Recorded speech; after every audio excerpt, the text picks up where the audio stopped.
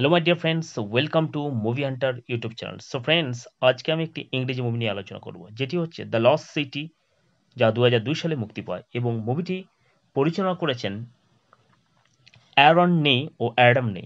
প্রধান চরিত্রে যারা অভিনয় করেছেন তারা হচ্ছেন Loretta Sage, Alan Dash, Abigail Fairfax, Jack Trainers, Beth Hatten ও আরও অনেকে। মুভিটির কাহিনী শুরু হয় লরেটা সেজ নামের একজন জনপ্রিয় কিন্তু মানসিকভাবে ক্লান্ত রোমান্স উপন্যাস লেখিকা নিয়ে। লরেটা একসময় প্রত্নতত্ত্ব নিয়ে গবেষণা করতেন। তিনি ইতিহাস, প্রাচীন ভাষা এবং প্রত্নতাত্ত্বিক রহস্য নিয়ে পড়াশোনা করেছেন। তার মৃত স্বামীও এই কাজে সহযোগী ছিলেন, কিন্তু স্বামীর মৃত্যুর পর তিনি ভীষণ ভেঙে পড়েন এবং গবেষণা জগৎ ছেড়ে দিয়ে একেবারে অন্য জগতে ঢুকে পড়েন। সস্তা রোমান্স উপন্যাস লেখা শুরু করেন তিনি। তার বইগুলো খুবই জনপ্রিয়, কিন্তু তিনি ভিতরে ভিতরে মনে করেন এগুলো তাকে গুরুত্বপূর্ণ মানুষ বানাচ্ছে না। তিনি ভেতরে হতাশ, একাকী, নিজের জীবনে রোমাঞ্চ খুঁজে পাচ্ছেন। তার লেখা বইয়ের প্রচ্ছদে থাকে এক আকর্ষণীয় মডেলের ছবি অ্যালান, যাকে পাঠকরা বইয়ের নায়ক ড্যাশ হিসাবে চেনে।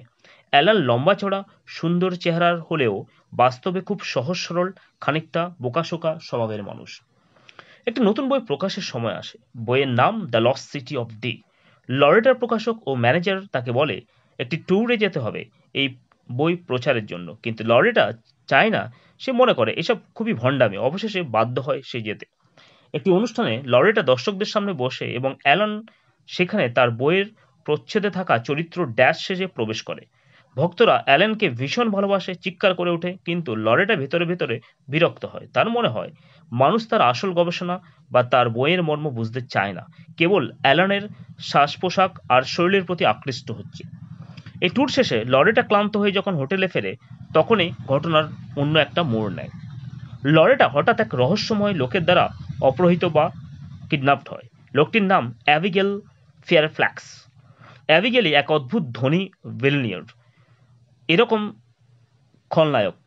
তার বাবা ছিলেন ক্ষমতাশালী ব্যবসায়ী। ভাইদের সঙ্গে প্রতিযোগিতায় সে সবসময় হেরে গিয়েছে, তাই নিজেকে প্রমাণ করার জন্য পাগলামি করছে। অ্যাবিগেল বিশ্বাস করেন লরেটার লেখা বই the lost city of D আসলে কেবল কল্পনা নয়, বরং এক বাস্তব ঐতিহাসিক সূত্র। বইতে যে ধাঁধা, প্রতীক এবং প্রাচীন ভাষার টুকরো উল্লেখ রয়েছে, সেগুলো সত্যিকারের লস্ট সিটির অবস্থান জানিয়ে দিচ্ছে। সে মনে করে শহরটিকে লুকিয়ে আছে এক অমূল্য ধনরত্ন, ক্রাউন অফ ফায়ার নামের এক রত্নখচিত মুকুট।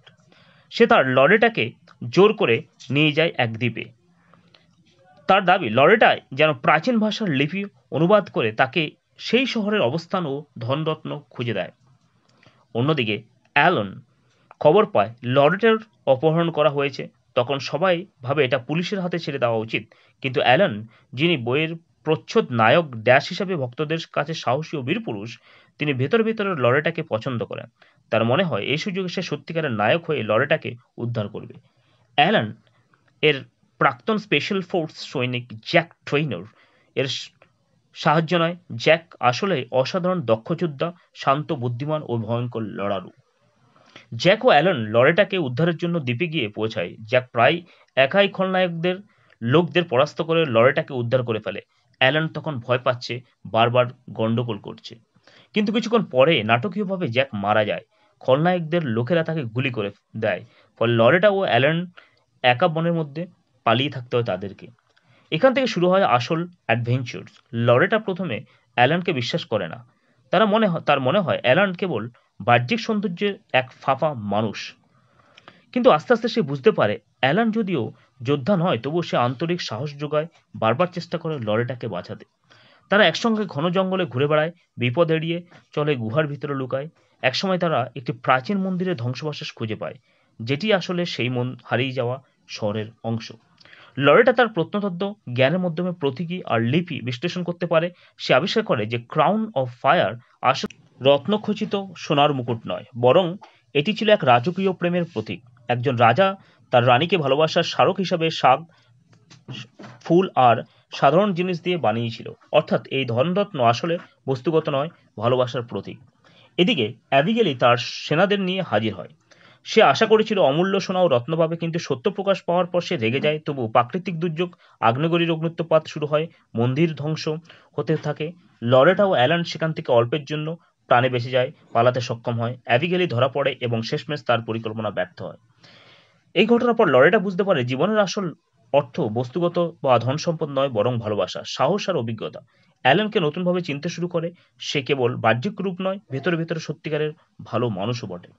শেষে লরেটা নতুন বই লেখে যেখানে সে তার এই অভিজ্ঞতা গল্পকে তুলে ধরে। পাঠকরাও এবার আরও গভীরভাবে তাকে বুঝতে শুরু করে।